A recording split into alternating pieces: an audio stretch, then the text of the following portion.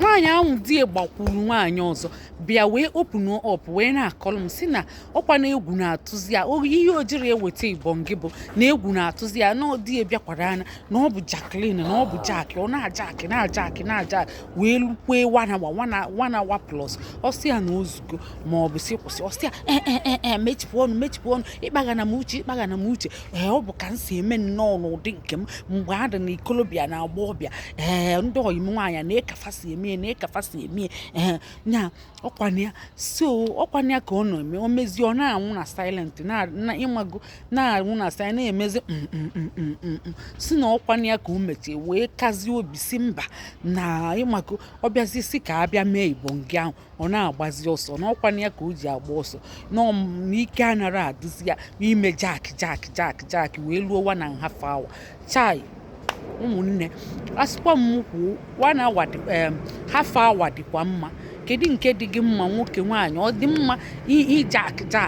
1 hour ọ dị ọkwa mma onye mụgo nwa maka ịmụra nwa mbụ ịtọ ịnọ ọ na-azị adị ka ọ na-adị n'agba ọbịa ike a na-azị adị ndị nne nwaanyị amụgo nwa abụọ atọ nya mana fa na-agbanikwa ike fa mana ọ na-azịcha adị ka ọ na-adị n'agba ọbịa like ndị akwụnakwụna jack ifugie ijili nwaanyị anyị na-anụzi anụ na-amanyeli ndị ọyị gị nwaanyị ọ sị na nwaanyị nke ọ gbakwuru kịta na-eme ọfụma na-emekwa jack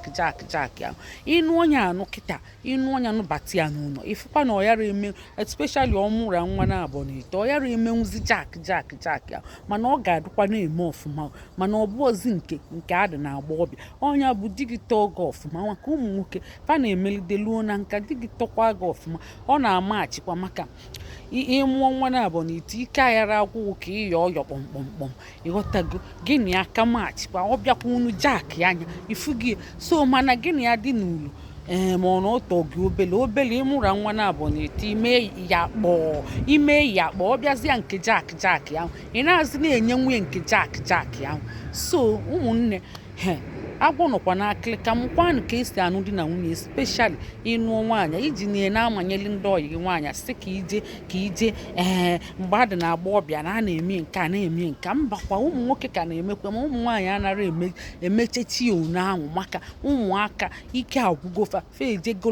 labor room nje na-abụ ịtọ ifugie so ụmụnne aka m bụ Lọlọ Nneka Ijelenze ọ bụ na mba Eliza Kansi na-ewetara unu ozi ọma ka emesịa